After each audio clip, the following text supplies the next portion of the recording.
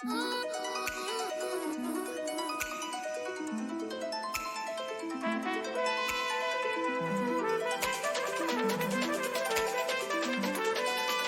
Clinic presents the Always On EM podcast, hosted by Alex Finch and Venk Bellamkonda.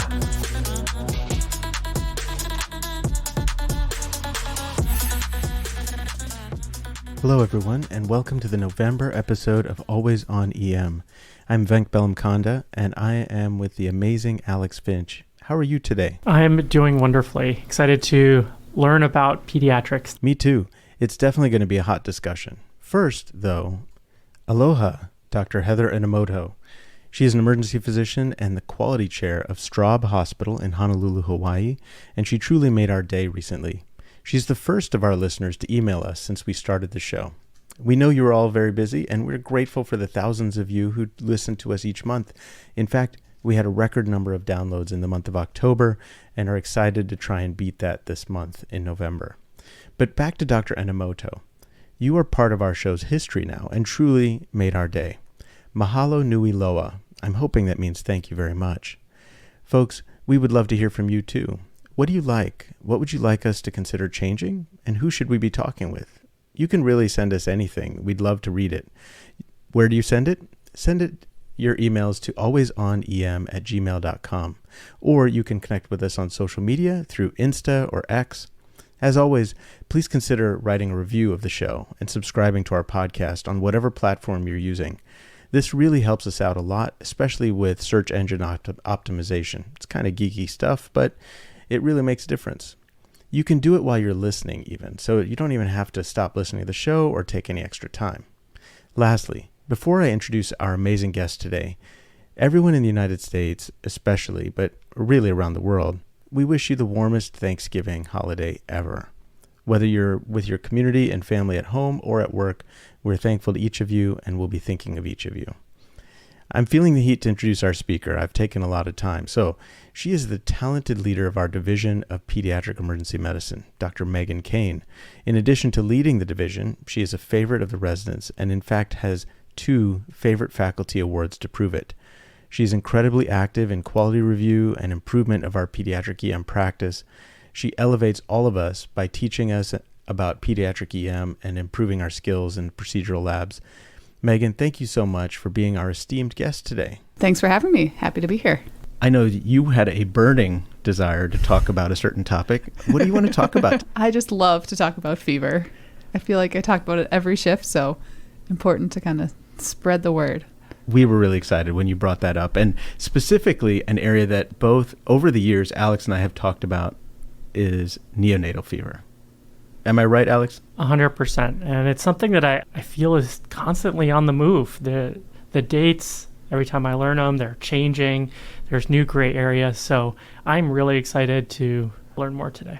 Well, hopefully we can help everyone feel a little more comfortable. Absolutely. It's very scary for the families and for the staff. And so thank you so much for joining us to talk about that. To me, this is all about middle of the night medicine. This is an exciting area for us to develop a concrete framework to work through these middle of the night cases. So kind of starting out, how do we define fever? Great question. So I think some people may have different numbers. Generally, we accept fever as being 38 Celsius or above, but the number, except in select populations, the true number on the thermometer or on the EMR or however you want to look at it doesn't always make that much of a difference. So thinking of populations that it does matter for, so our oncology patients, so thinking of our fever and neutropenia patients, certainly that number can matter. For our really tiny infants, so our newborn infants under 2 months, that number can certainly matter. Potentially for other immunocompromised patients, there's specific numbers, or if you have a central line, but your general relatively healthy child, the number on the thermometer isn't actually what really matters for how I'm going to care for the patient. Now, I remember with my very first son going to the pediatrician's office, and they told me very specifically that there were certain temperatures in which I had to bring them to the emergency department. Of course, they didn't know I was an emergency physician, and it gave me a lot of unsettled feelings. What is your take on the height of the fever and its relevance? Is there a number that you think all kids should be coming to the ED for? Great question. So in clinic, you might get that information if you call the nurse line. You might get that same information. I've had families that have told me that, or you look on certain even Mayo endorsed websites. As long as you don't meet certain criteria, so you aren't locked in a hot car, that's going to externally raise your temperature, you're not on illegal drugs, your body's controlling that temperature. So there's no number where you're going to melt your brain, have a seizure. You might have seizure with fever, but that would be independent of just kind of that, like if you're going to have seizure with fever, you're going to have seizure with fever. So there's no number that you have to come to the emergency room. I've seen plenty of children with really high fevers because of viruses. There's really nothing that we do differently to treat it. So it's a great question. And there's a lot of fear. Like their temperature was 105. I rushed right here. And then I gave them Tylenol before they came and now they look great. Yeah, that fear of the number is something I think that we struggle with. And we do instill it when they're born.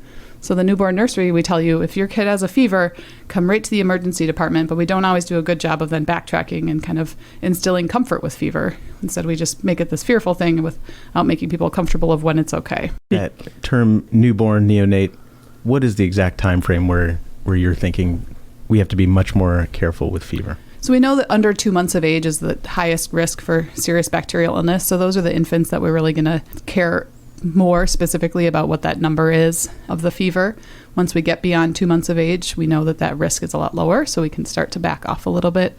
We're starting to get our first round of vaccines. You have a stronger immune system. So really it's under 2 months of age. And then again, certain high-risk populations, oncology patients, most of those families are going to know who they are. Your subspecialty or your care team should already be kind of telling you that information. And even less than 2 months, the dates seem to change. Even from when I was a resident, I remember 28 days, now there's 21 days. How do you break these time periods down in terms of risk? That's a good question. And I think a lot of it has evolved recently. Back when I started my training, we talked about like the Rochester criteria, Philadelphia criteria, the Boston criteria, and there are all these different criteria for infant fever and when do you do LPs and when do you not. And there's been, I think, better research that's happened recently. And so a more comprehensive paper was published 2021, I think was the year, with kind of a more consolidated recommendation for care. We know now that the highest risk of meningitis is going to be under 21 days. So there used to be some people that would practice an LP everyone under 6 weeks. That kind of drifted down to 28 days. And now actually we know 21 and under is the highest risk population. So we tend to say 21 and under, you get the whole workup. 21 to 28, actually maybe we can do some of the workup. And then 28 and above, we can actually get a little bit more loose and kind of get a little bit, we don't necessarily have to do blood work or urine. We talk about maybe they have obvious bronchiolitis. So unfortunately, it gets a little muddier the older you get, which is harder when we want to middle of the night, just I'm tired, I've got 100 things going on. If I can just kind of follow a guideline or pathway, that makes it a lot easier when you're not trying to have that cognitive burden. Speaking of guidelines and pathways, I am very lucky in my practice environment because Dr. Cain actually designed a practice pathway on this very issue for us. Before we discuss some of the intricacies of approaching these patients, what is it like to develop a large practice pathway for something like that? That's a great question, and it's a big thing to tackle. I was lucky that the kind of comprehensive guideline was being developed, so there are already people who had been putting out similar ideas.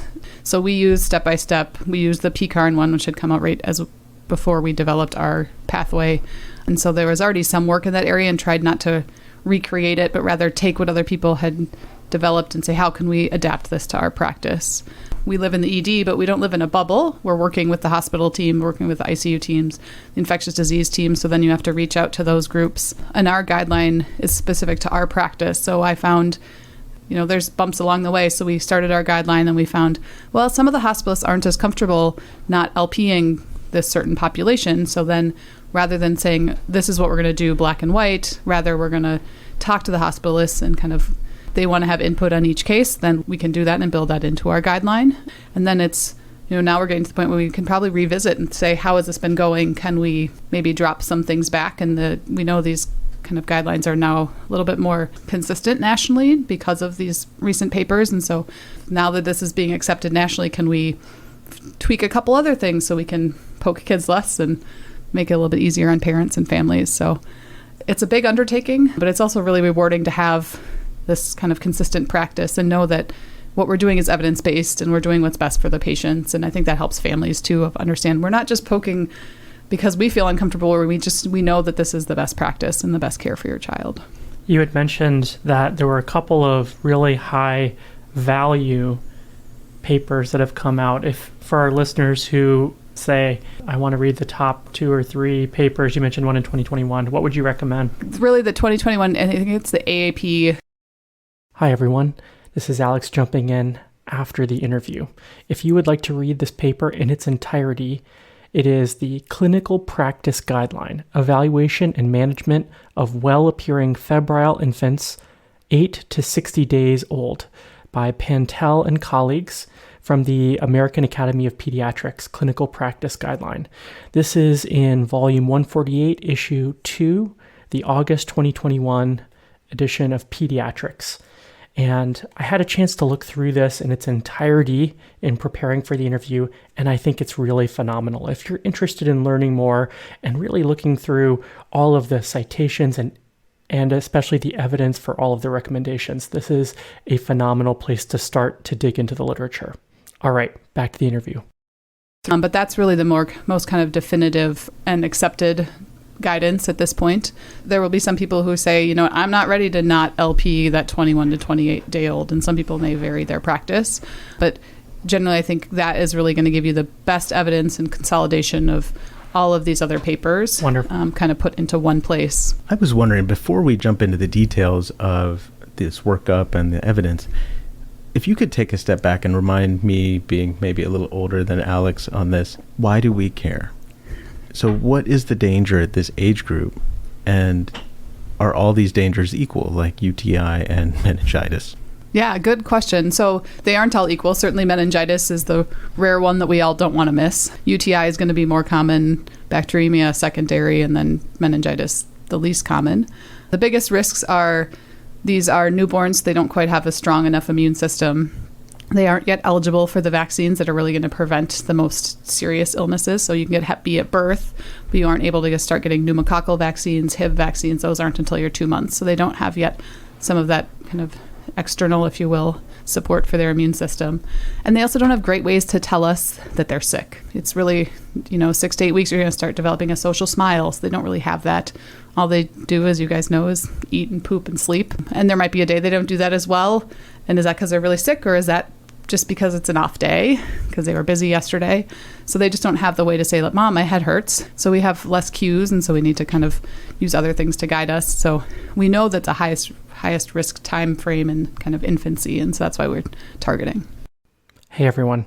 In considering the actual rates of bacteremia, we also wanted to share an interesting study from the Annals of Emergency Medicine in 2018 by Powell and colleagues. The paper was titled Epidemiology of Bacteremia in Febrile Infants Age 60 Days and Younger. This is a really interesting paper that looked at 7,335 screened infants. Among these kiddos, 4,700, or 65% of the group, had blood cultures and were enrolled into the study. 84 patients in total of this group had bacteremia, which accounted for about 1.8% of the group. The study was really interesting in that it broke these patients down by week, essentially, to identify what week and what time period was the highest risk. In considering a 28-day cutoff, the prevalence of bacteremia in this group was about 3.1% versus the 29 to 60 days, which was 1.1%. What was unique about the study is it also looked by week in those 28 days. So prevalence of disease in week 1, 0 to 7 days, was about 2.6%. From 8 to 14 days, it was 5.3%, so pretty high. 15 to 21 days was 3.3%, followed by 22 to 28 days, where it was 1.6%. And you see this drop between 22 and 28, which raises some of the questions in this new pediatrics guideline that's discussed.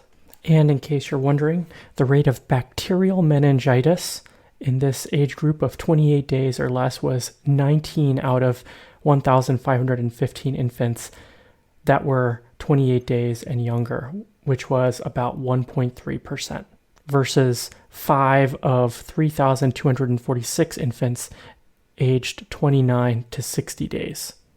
Okay, back to the interview. So it's midnight and a 15-day-old registers and it says fussy ? I don't know what fussy ? means, but my fussies always have question marks and I have to try and figure out if they are fussy, if they're not, what's going on. Mom says the child felt really warm. They didn't have a thermometer at home. Suddenly there's a lot of questions. My understanding is 21 and less. I appreciate you defining that clearly. So this is our highest risk group. How are we going to define fever, and what are the first few things that we're going to think about as we're gearing up our evaluation here? Great question. And these ones are really hard. I would define fever as a temperature of 38.0 and above. If parents say at home it was 38 and they get to me and they're 37.7, I'm going to trust it because I don't have a reason not to trust it. I struggle because sometimes people come in and they say they were kind of warm and fussy. I took ear temperature. The first one was 37.6 and then 38.1 and then 37.8, all within 10 minutes. Yeah. And then you sit there like, oh gosh, stop, just stop. That's what I'm thinking in my mind. Those ones are really hard. And I think it falls on the comfort of like you as the provider. Yeah. I've had those cases and I just sit with the family and try and do a really robust shared decision making of these are the things that I would worry about. If we want to believe that we had a fever and you're telling me your child isn't acting themselves, then we would do all of these things. I don't want to scare you, but I also want to be clear about what my concerns are. On the other hand, 2 not fevers, 1 a fever. It's hard. Do we believe it? Sometimes I'll say, we can watch you here for a couple hours, recheck a couple temperatures, see how your child's doing. Last thing I want to do is send you home and then they're 38.5 at home. So kind of watch them for a little bit. I sometimes do that as kind of a compromise situation.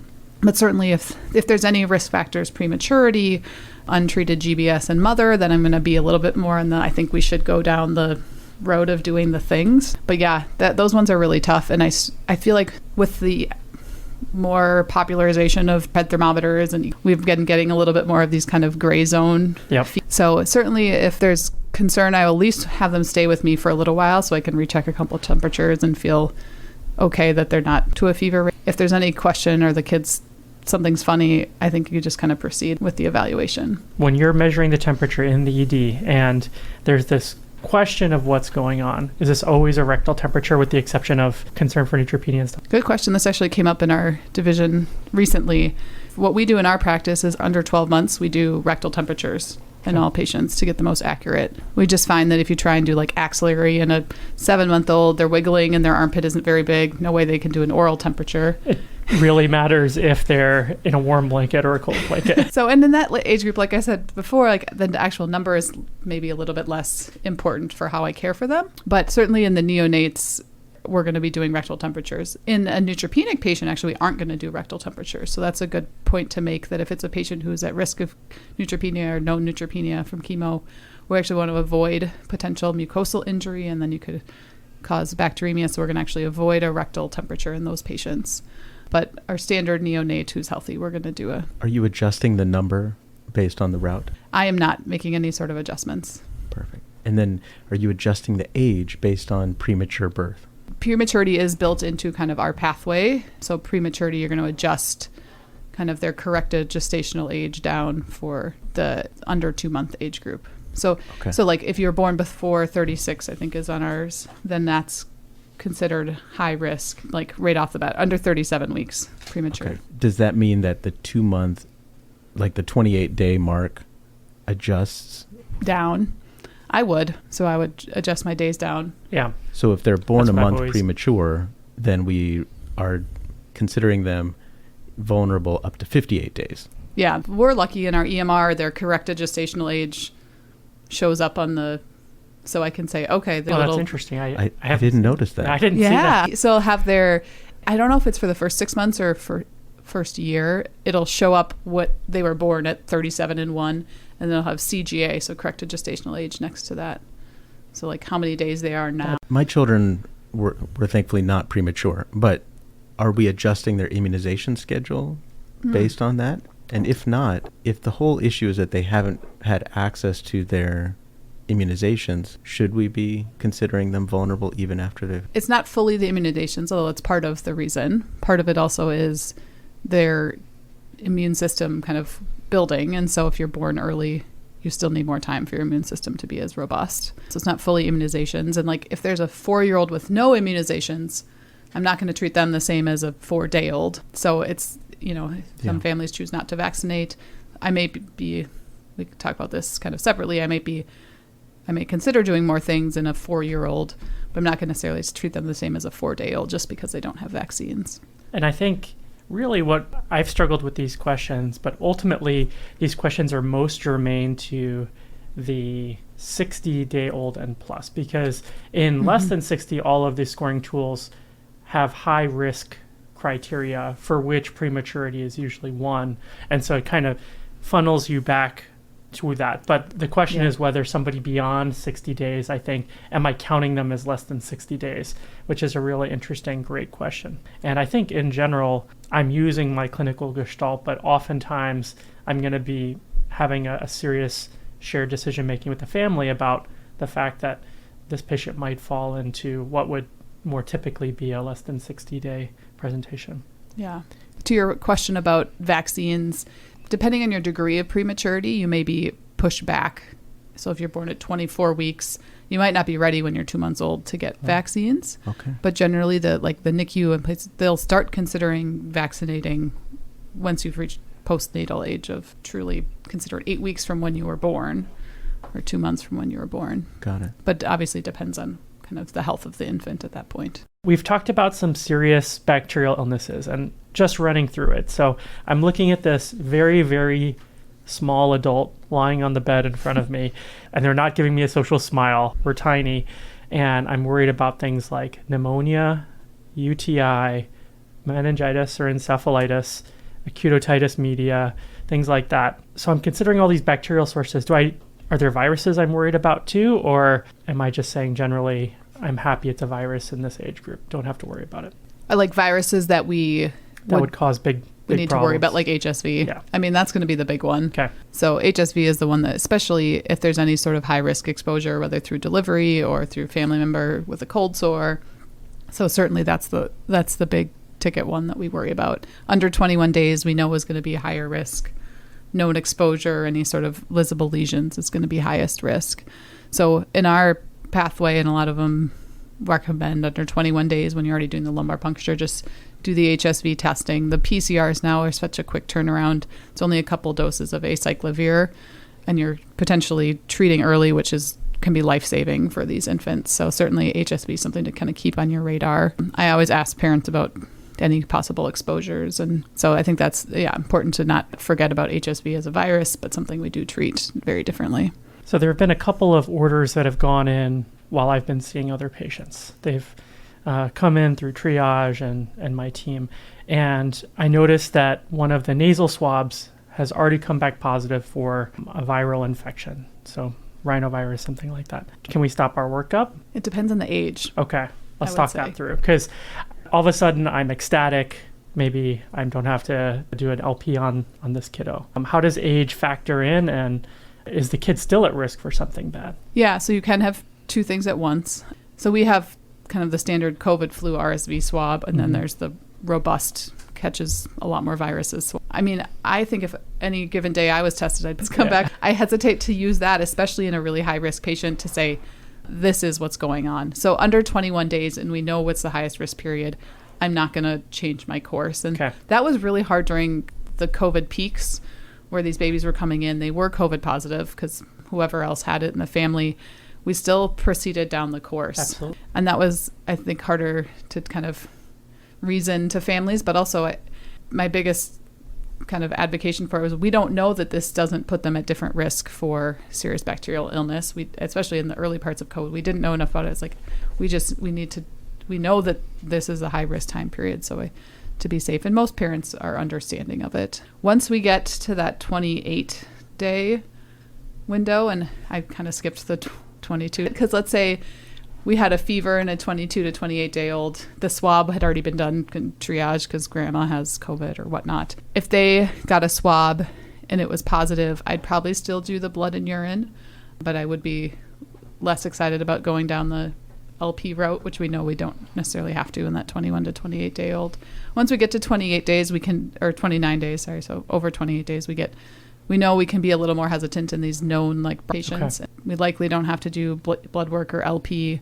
There is some proportion of them that's going to have a UTI, so I think like 3 to 5% is what I had seen earlier today.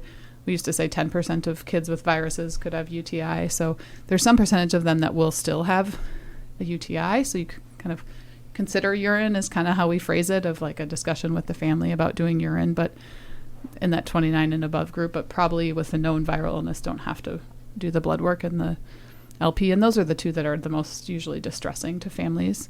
Agree. Urine can be too, but usually a little bit easier to capture urine. Hey everyone, if you're looking to do a deeper dive on this topic, I would again recommend the Clinical Practice Guideline Evaluation and Management of Well-Appearing Febrile Infants 8 to 60 days old by Pantell and colleagues. They have a section specifically describing what to do with a positive viral result. They summarize the literature and include a number of citations that indicate that a positive viral test probably does lower the risk to some degree of a serious bacterial illness. However, particularly in the 28-day and younger group, there's still sufficiently high risk of a bacterial illness that it warrants similar testing and treatment as viral negative infants. One particular recent study that they cite of interest is risk of bacterial co-infections in febrile infants 60 days old and younger with documented viral infections. And this was in the Journal of Pediatrics in 2018. This study looked at about 3,000 febrile infants who had viral testing performed. About 1,200 were virus positive. 44 ended up having serious bacterial illnesses, about 3.7%. This was compared with 1,745 virus-negative infants, among whom 222 had serious bacterial illnesses, which accounted for about 12.7% of that group. The study also did a subgroup analysis on those 28 days and younger. And among those who were virus positive, 4.2% were found to have a serious bacterial illness, 2.6% had a UTI, 1.1% had bacteremia, and 0.8% had meningitis. Okay, back to the interview. If you are doing this workup, we often are getting things like the urine before we do the LP, because the kid's immediately going to pee when we're doing the LP. If the urine comes back positive, a part of me always wants to say, that's great, we have an easy solution. Can we stop there? That's a good question. And the AP, so our algorithm, which we kind of created just before, would say if their urine is positive, we should still do a lumbar puncture. Mm-hmm. But there's other kind of the national guidelines would say you could probably stop. Interesting. There's not great data, and that I don't think they say that there's enough data to know for certain that we feel confident saying we can stop, but we could. And usually we don't have the urine, like we usually do urine, then blood, then LP as kind of the way it goes. So usually the blood and the urine are kind of coming back around the same time. Mm-hmm. So then you're like, oh, the urine's positive, but I have an elevated CRP. Yep. And so it's those caveats about like using the procalcitonin, using the blood work in conjunction with the urine that we don't know that we have as much data that we for certain can stop, but we probably can not do the LP. So I think it's, again, a shared conversation with the family and potentially your hospitalist team, because if I'm going to start antibiotics, I'm going to be admitting this newborn baby. Yeah. So I can call the hospitalist and say, here's the situation. Baby looks great. Are you comfortable if we just proceed with not pursuing the lumbar puncture? And that can be so shared decision making with both the rest of your team, because we're not a silo. We're making sure the inpatient team is on board with the plan. Because the question I think we're asking that can be hard for me to wrap my mind around is there's a UTI. Now, from the UTI, do we have an occult bacteremia? And potentially from the occult bacteremia, could I have some sort of CSF seeding? Is that kind of the progression of events that is occurring in an occult fashion? Yeah, and the data would suggest that it's exceedingly unlikely that you're going to go from urine to blood to meningitis, so we're probably safe stopping. But I don't know that there's enough data yet for creators, especially definitively we should stop. And that's what I thought was such a great aspect of your guideline, is that at a lot of these places it says speak to a hospitalist on call. and decide, because we're all a family taking care of this patient. So I think that's phenomenal. Yeah, and I think one thing that they find in the hospital setting that I hadn't really thought of it in this way is that in the ER we'll be like, great, labs look good, we don't need to do an LP. And then they get to the hospital setting and they want the LP, and then the family's like, well, they said they didn't. Now you want it. What's changed? And so I always try and really reinforce with families, right now we don't have signs that we need to proceed with this, but the hospital team might reassess the vital signs and think that we probably need to proceed. And so I'd say not now, but I don't want to say not ever. So it's the same courtesy we want the outpatient providers to give us. Yes, leeway to make our own decisions. Yeah. So exactly. If you're referring somebody to us, these are things they might consider. When I think about UTI, we've kind of talked about it as though it's a binary, like there's a test that says somebody has a UTI. I know in the adult world, we can't say for sure that there's UTI based on urine testing. How is that viewed in peds? Great question. And I think it's even trickier. Infants in particular they're not holding their urine for as long. They tend to be kind of going more often throughout the day. So we know that they might not have positive leukocytes like we would expect they might just not have time to develop that. So our culture is really going to be our most definitive, but of course we aren't going to have that right away. We're going to use our UA results as best as we can, but that's why maybe we consider relying a little bit more on CRP or procalcitonin. In a 3-year-old with urine complaints, I'm not getting serum labs because they can tell me more. So yeah, it's a little bit trickier, I think, than because our initial studies can be negative when in reality they do grow something. In considering at this point in our high-risk patient and you're starting this big septic workup, I'd love to hear pro tips from both of you about how this sequence goes. Is there anything in particular that you would throw out as recommendations for any part of this workup? When does the LMX go on? All these kinds of things. Like, how can we make this the least traumatic experience for our families, more than the patient probably? It's a good question, and I think it's being able to be flexible with what your team's ready to do. We try and capture urine, like you mentioned, because usually trying to draw blood or do an LP is going to stimulate them to pee. Absolutely. They're peeing frequently, which is helpful because they'll be making more urine and hopefully feeding. Certainly if they haven't been feeding well and you're worried they might not have enough urine, then maybe you need to get access and give them a fluid. They're going to get urine. So kind of considering that piece of it too. So lumbar puncture I tend to leave as the last thing, partially because I know, if they look ill and I am worried about their ability to tolerate it, then I can give them antibiotics empirically, and they call it the BioFire or whatever your PCR testing on CSF. So that's an option kind of even if you've had to treat them. But I think being flexible with when and how you kind of every step along the way. And so like, let's say your first line, you can't get access. What's your next shot? Or you get blood work, but then the IV blows. Are you going to go with IM antibiotics? Kind of being flexible and knowing how you're going to pivot is how you do it, or is one way I like to think of it. We'll often do, if you cath and there's no urine that comes back, they'll leave the catheter in but capped. I don't know how many times it's really successful because often they just pee it back out, but that's one thing you can consider. There's evidence about using for urine Cruz. So if family's really hesitant about catheter, and especially in boys, it's easier to catch a midstream, but kind of some massage, and some people use kind of cool cloths or something, massage in the suprapubic region, and that can stimulate urination. So we had the unfortunate experience. My middle son was really unresponsive when he was in neonate at one point and had a big fontanelle, and it was a really scary moment. But we came into the emergency department and things did not go very smoothly. I think there was obviously a huge dynamic that everybody wants to do their very best because I was there and whatnot. But it gave me a lot of chance to reflect on it. And I came up with a process that I go through to make things smoother, I think, for the team and family. And I type a quick Word file of the order of which I want things to happen.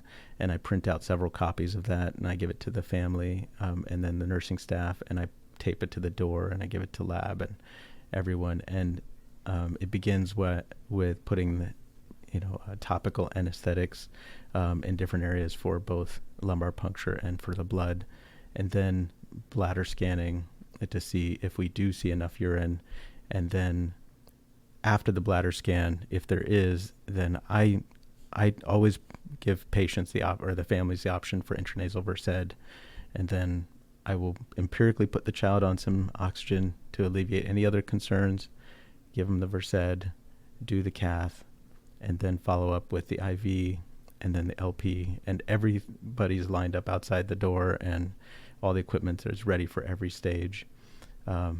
Certainly there are occasions where you can't get the IV and we'll pivot and move, but it's made everything a lot easier.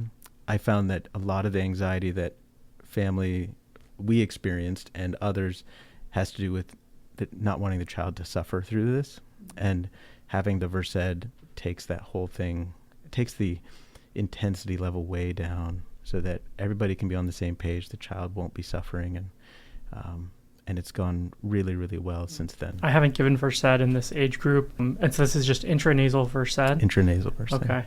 Yeah, I think that's a great way to making sure everyone on the team is in the same, these are the steps. This is the order we're going to do things in. Having sweeties available. In a teenager, when I do a lumbar puncture, I'm certainly going to use local. And some people will avoid it in infants, and I'm going to use local in an infant. It's not going to feel good to put a needle in your back, so why don't I numb you up? And so they're not tiny adults, but they also are going to feel pain. So how can we keep them comfortable? And making sure mom has what she needs too, I think, is important. Does she have snacks? Great point. I think parents' anxiety, they need to take a step outside for 5 minutes and get some fresh air. And so kind of assessing that can help bring down some of that anxiety in the room and make everybody more comfortable and feel a little bit more human. We're talking about pro tips. What's the best holding position? I trained mostly doing side lying for my lumbar punctures. There's evidence that side lying or sitting up are equally effective. And so I think it's really often on what the holder feels comfortable with, because if the baby's kicking and moving and not laying still, there's some devices now that actually hold an infant in a seated position. We're looking into $1 million that. idea. Wow. I love it. I know. So it takes that like holder variability out of the That's nice. equation. So they're things that are kind of being developed. I find neonates to be, or like little kids to be, much easier than our adult LPs. Mm-hmm. I've never reached for the ultrasound for them or anything. Yeah, a big adult. Oh, I don't want to go anywhere near. yeah, it's really tough. Yeah, I don't know, if I get an LP needle longer than 1.5, I get more nervous. Infant needle. A thin teenager is fine, but... How much fluid do you take in a little tiny baby? Is that... Great question. Those are big vials. Probably going to be a little bit institution specific. What tests are you ordering? And each institution is going to have a minimum volume for what test you're ordering. Mm-hmm. You want the culture, right? That's the one you care about the most, is the culture. Everything else is cake, especially, as I said, these kids, if you're LPing them, you're going to start antibiotics. So you're going to be going down that road. So I think I usually try and get 1 cc in each vial. So that's 4. And that would cover me getting a culture, getting cell counts. The gram stain comes with the cell counts or with the culture. And then, I'm going to get the HSV PCR. Usually that's still enough for them to add if they want to add like the BioFire PCR for the bacterial meningitis things. So, but usually 4 is going to be adequate for just kind of... Perfect. I haven't had to do this since the pandemic. And are you doing any specific CSF testing for COVID or novel viruses? No, I mean, the nasal swab, Right. yeah, but there's no specific... I don't know if there's... I mean, we have long COVID and other things, but babies actually do really well with COVID. So nasal swab for that, but no specific viral. For the empiric antibiotics at Mayo Clinic, what types of antibiotics do we give our kiddos? Good question. So a little bit, again, dependent on age. And we actually, in our guideline, had put it in an order of what we think is kind of the most prudent or timely, how we want to do it. Because we found that not only is what are you giving, how much are you giving, but what order do you want to give them in? And if you're in the middle of the night and you're flustered and you're doing 100 things, you just don't really have to think about it. That's never happened. So we're going to start with the cephalosporin, and it depends again on age. So Ceftaz is what we're going to do in the 28 and under age group. We're going to switch to ceftriaxone as we get a little bit older. So 29 and above is ceftriaxone. So that's our first one, is our cephalosporin. Why the difference there? Ceftriaxone can cause disconjugation of bilirubin. We already know you're high risk of hyperbiliary in that first month of life. So rather than exacerbate the problems we're already having by bilirubin. Let's just add a couple things to the problem. Yeah, that'll be the... Yeah. So we're going to switch. So Ceftaz is our first line. It used to be Cefotax, but that's like no longer available, I think, anywhere. This is a first line. If you did have it, would you prefer cefotaxime? I ask because there might be parts of our listenership that might still have access to it. I guess if you have access, it's what we used to use. I guess I don't necessarily prefer one over the other, and I think they're probably similar in terms of like dosing frequency. Those things can play a role. So we've got a cephalosporin, and the cephalosporin is rolling. Mm-hmm. What do I order next? So for us, if you're considering HSV, we would actually do acyclovir as our second because we don't want to miss that. And so especially because your cephalosporin is really going to cover most things. It's not going to cover viruses, so acyclovir second. And then your third, what we do is ampicillin, which is going to cover group B strep, which you're going to get some of that already from your cephalosporin. It's also going to cover listeria, which is less common. The classic board question. So cephalosporin. Also, cephalosporins are generally a push, so it's not like it doesn't take a long time. Yeah. And not only you think about what are you giving, but how long does it go in? How long is my access taken away from anything? Yeah, right. How long is this going to be delaying? Acyclovir is long. It's like one of those things that suddenly I'm running it and... Yeah, how long is it delaying? Yeah. And then also thinking if there's a high risk for some reason of skin soft tissue or MRSA, you might add Vanco, depending, or if they look really ill. And again, Vanco is another long running, so you don't want that to delay something else that could be quicker and probably higher priority. So if you're going to do acyclovir, depending on age, and then ampicillin, and then again, if you're going to do vancomycin, depending on risk factors. So we've got our antibiotics running, and I've got the urine cooking, and I did my LP. It was a champagne tap, in case you're wondering. Everyone's high-fiving. It's good. It's a good night. And so we've gotten some blood work going. 2 cultures or 1 culture? We typically just do 1 culture. Okay. Send the 1 culture and get some inflammatory markers cooking. Now, I've admitted my 21-day-old, or I guess a 15-day-old was the case, and we're moving on to our next room. And in our next room, we have a 22-day-old. What is going to be similar or different beyond 21 days? In my mind, this is kind of a gray area. I have to pull up the wonderful pathway you developed every time to say, hey, what's similar, what's different here? And again, we're adjusting for prematurity for this mark. Yes, that would be a high-risk feature. That would, put them in the high-risk category. Yes. What becomes different is now we aren't necessarily dedicated to the lumbar puncture.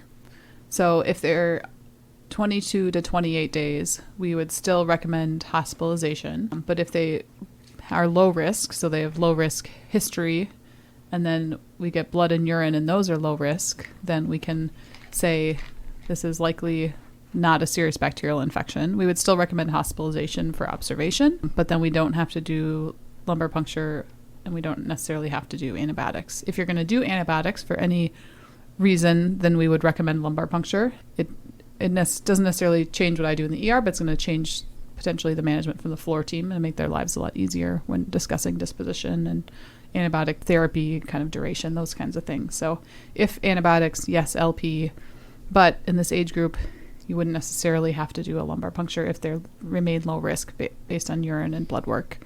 Our caveat in our institution is talking with our hospitalists, as we've kind of mentioned, because some of them aren't necessarily as comfortable with this 22 to 28 age group not having a lumbar puncture.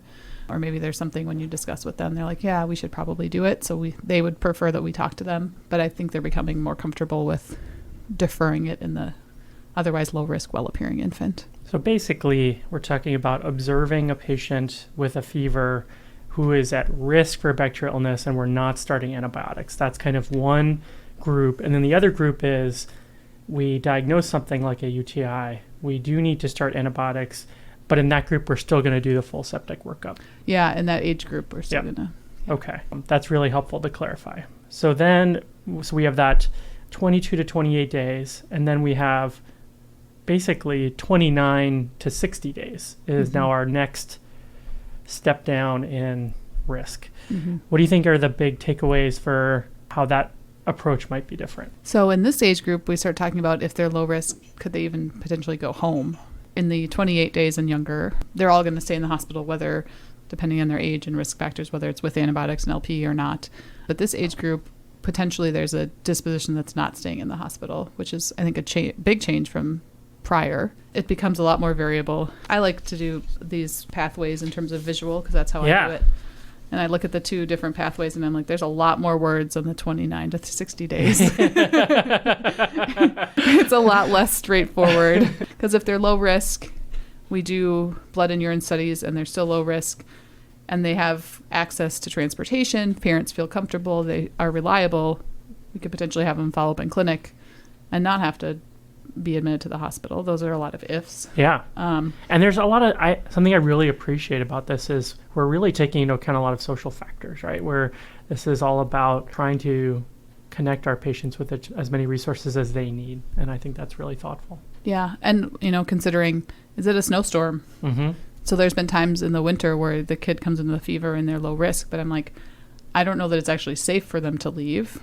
So maybe we keep them tonight and they look great in the morning and they go home and then they don't need to try and get back for a clinic visit the next day. It feels uncomfortable sometimes to do that, but you have to consider those other dynamics as part of the care of the child or the family. And also in this age group, we start talking about like if there's a viral illness like bronchiolitis, do we need to do blood work or urine, or can we say they have bronchiolitis, maybe do urine, consider that because we know there is a risk there, but potentially we don't even need to do anything. So we kind of open up even more of a pathway to do less, which again always leaves a little bit of more discomfort, I think, in our in our position as the person making those decisions. That makes it a little bit trickier. Who's the mental model that you have for somebody who you diagnose with bronchiolitis in this age group and doesn't get anything else versus the one?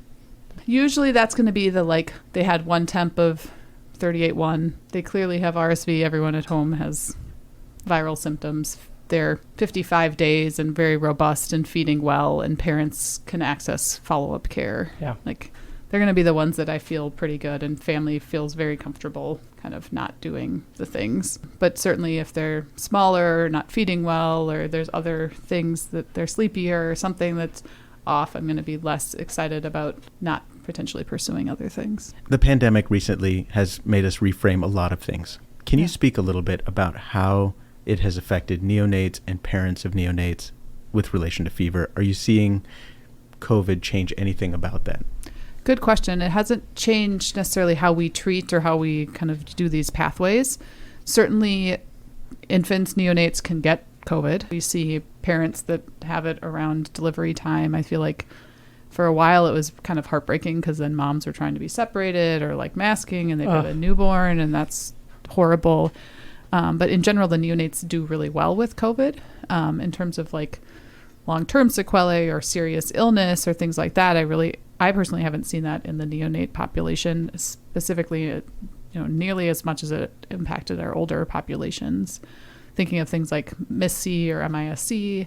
Again, I didn't really see that in the neonate population. Others may have. I saw a little bit more in older kids. So there may have been some impact there. But in general, infants really did great with COVID. We would still do the LP in the labs in the kids that were the age that would be indicated by our pathways. Most of them really did fantastic clinically, which I think was a reassuring thing to families to be able to tell them they do great. And we don't, adults, there's Paxlovid and all these other things. We don't really have that the same way. There's not outpatient treatment for COVID for infants. If they're sick inpatient, that would be a different story. But because they do so well, we haven't really needed to go down that road. The other question I have is related to transfers. Are you seeing any transfers to our center for neonatal fever workup? Because of COVID or just in general? In general. Sometimes. I guess it depends a little bit on the capability of the referring facility. We would encourage facilities to be able to do the workup there so that if antibiotics are indicated, they can be started before transfer.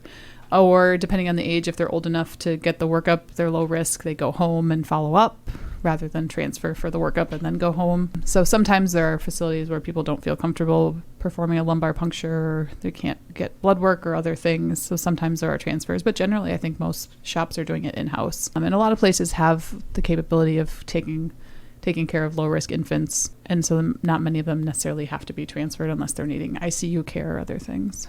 I think that this really speaks to today's topic, though, because I will say in working in telemedicine, and we've worked shifts together where you're in peds, I'm in telemed, and this is not an uncommon call from a provider who is dealing with one of these gray area day deadlines and saying, I'm at this many days, what do I have to do? And the patient, I'm thinking the patient's probably going to end up in your ED. What needs to get going? And that's why I think this is such a great topic to discuss today, because it feels like a really big decision we're making. There's a lot of needles going in, and I understand why people perseverate over this. And I'm always grateful to see you in peds and bounce ideas off of you. Sure. And when we developed this, we tried to reach out to the health system and kind of incorporate them into this process, at least kind of for awareness that this is what we're using, that we do have staff that work at multiple health system sites, that this is probably going to be kind of called on to be used, and so wanted them to feel comfortable with it, and certainly reach out to us if there was things that weren't working well for their sites. So we did try and incorporate kind of health system and others so that it was feasible. And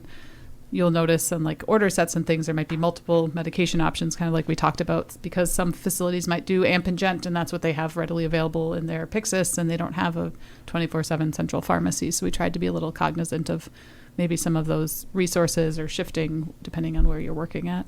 Well, you highlighted the flexibility is such a key piece in management of these children, and so it makes sense that it would be built into your guideline like that. We do our best. I often grow when I listen to other consultants and experts explain things to patients. It's not often anymore that I get that privilege.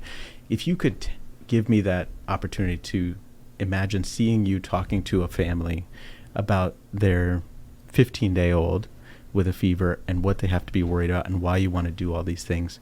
Do you mind pretending that you're doing that so we could all hear that conversation? Yeah, I'll do my best. Should I be a concerned parent? So baby Johnny had a fever, which is what brought you here today, and I'm really glad that you brought him in. It's one of the things we tell you in the nursery, which is probably why you're here. We worry when infants have a fever because they don't have many ways to communicate with us how they're sick and what's causing that fever.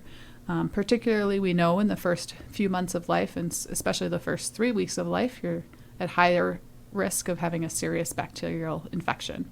What does that mean? And it's an infection that can be potentially very dangerous, and so we need to be able to evaluate for that infection and treat for that while we're trying to kind of figure out what's going on. When we think about serious infections, I think about where could those infections be. We think about in the urine.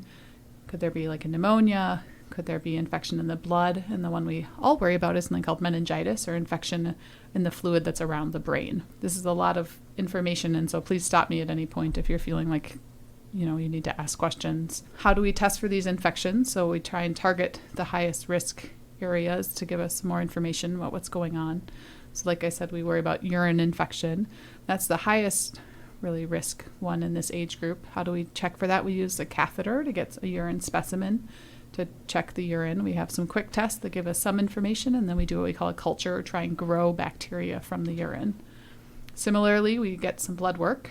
So we have to poke to get some blood work, and that gives us information about signs of infection in the blood or other places.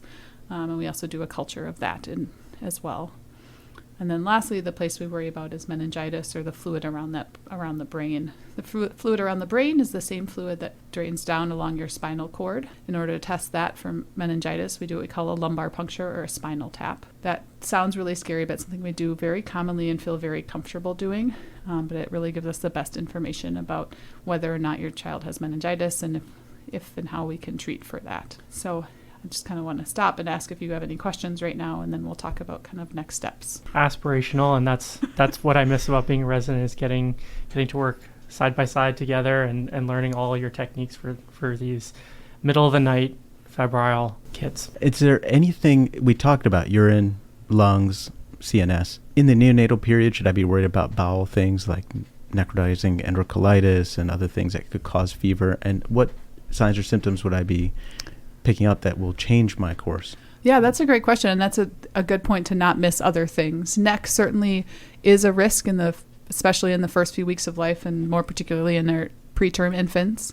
Then I would expect there would be some sort of kind of GI distress, whether it's a really enlarged abdomen that's tight and very uncomfortable. You put a diaper on and they are like really uncomfortable, firm, tender belly, likely having some vomiting.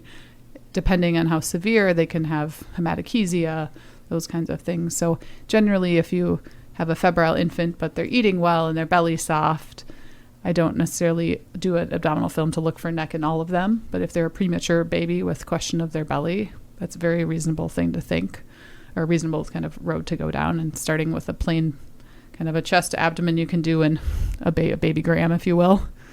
A good way to look for what's their bowel gas pattern. So that's a pretty simple and low risk if you have any concerns. And I know that it's uncommon in general for children to have surgeries before they leave the hospital after birth. But if we're seeing somebody who had, say, heart surgery or something and has a fever in these high-risk time periods, in addition to thinking about what we're thinking, do you have any advice for us to take care of these complex kids? When in doubt, I always reach out to whether it's the surgeon or the subspecialist and just say, hey, this kid's here.